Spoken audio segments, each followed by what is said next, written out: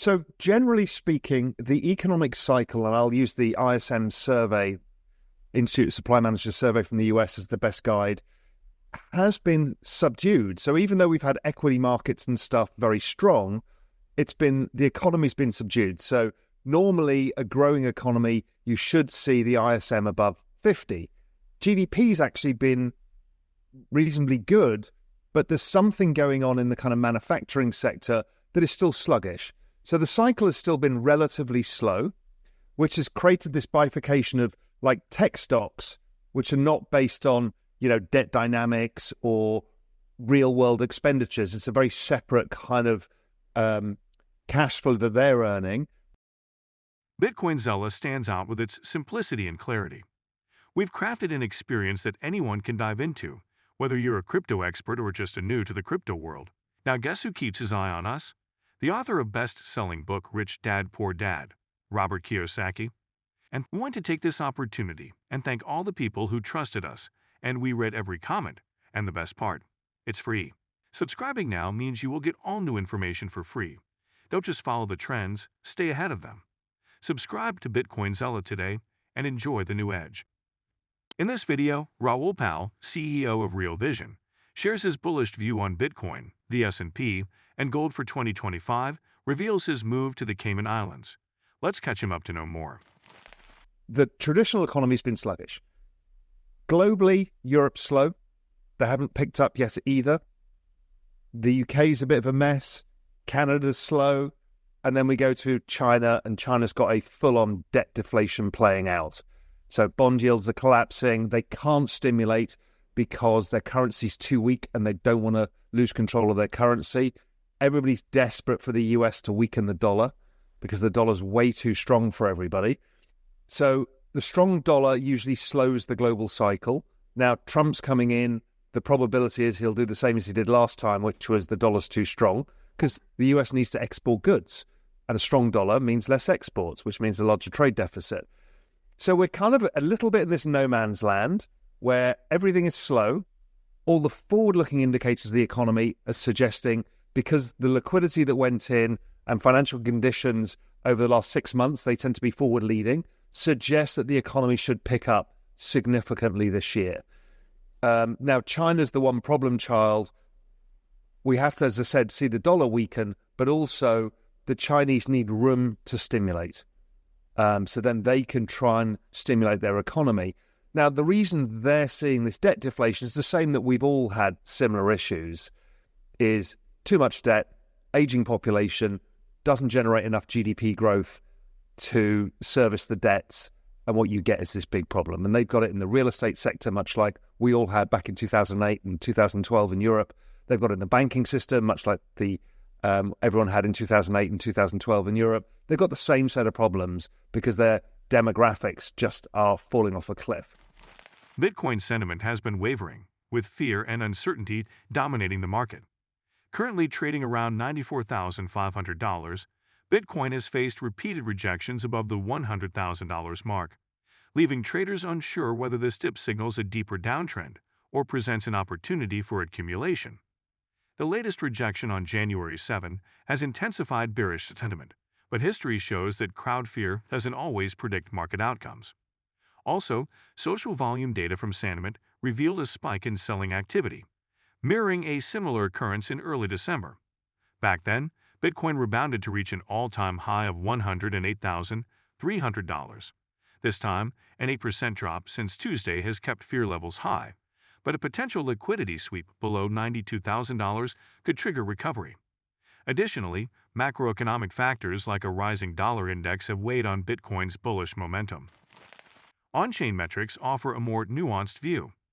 Both Bitcoin and Ethereum's 30-day MVRV ratios are negative, signaling losses for short-term holders. Yet the 180-day mean coinage for these assets has risen over the past 3 weeks, hinting at increased accumulation and reduced sell pressure. This trend suggests the current dip could be a buying opportunity. Another factor to consider is the declining open interest, OI, since mid-December, which has fallen from $13.7 billion to $11.72 billion. This drop in speculative activity highlights waning short-term enthusiasm. While this reinforces bearish sentiment, it also suggests that by the time on-chain signals turn bullish, Bitcoin's recovery may already be underway. For traders, the key decision lies in whether to take the risk and accumulate near the $92,000 support or wait for clearer signs of market reversal. Yeah, I don't have any structural issues with the US economy. I think that bifurcation of the two different worlds people live in is real. You know, don't forget the average person is dealing with very high mortgage rates, very high credit card debt interest rates. They're dealing with still low cash flows from their regular businesses. You know, we're not talking about tech giants here who are changing the world. We're just talking about people who run small local businesses. It's still not great. And, you know, we have to get rates lower and stuff for that to happen. And the inflation, yes, the rate of inflation's come down, but the price is stuck. You know, it's still sticker shock every time you go anywhere for dinner. You're like, oh my God, how did this happen? These prices have doubled. So that's a real problem. And what we need is the economy to grow. Now, Trump and his team know this. Scott Bessent's somebody I've known for a long time because he was an ex-hedge fund guy, and he's a friend of mine. I haven't spoken to him for a while, but he understands what needs to be done, and that's we need to get growth. So growth to me is, yes, you need to get interest rates lower. Yes, you need to get the dollar lower. Yes, you need to stimulate the US economy. You need to deregulate the economy. So all of those things on a forward basis suggest that the economy will be much stronger.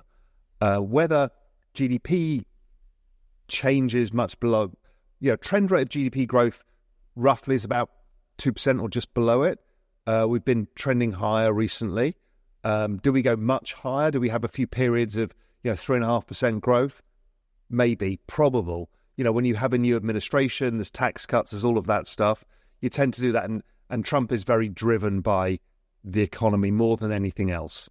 So I'm optimistic. Do the Europeans manage to get their shit together or not? That's a different issue, because they are doing the opposite. They just keep increasing regulation, increasing tax, making it harder for people. But they have the difference. They have a social security net, so it's a different structural system. And then we do need China, because China buys goods from abroad. They don't just sell them to us. They also buy stuff from us. And if they're on their knees with their economy, they're going to be buying less goods. So we need the global economic system to get fired up. So we need the US Trump to do what he's suggesting he's doing and allow the Chinese to figure out what they need to do. Bitcoin's price has fallen to approximately $94,000. Marking an 8.5% drop from its January 7 local high of over $102,000. Currently trading below its 20-day exponential moving average (EMA), Bitcoin's technical indicators suggest that bears are firmly in control.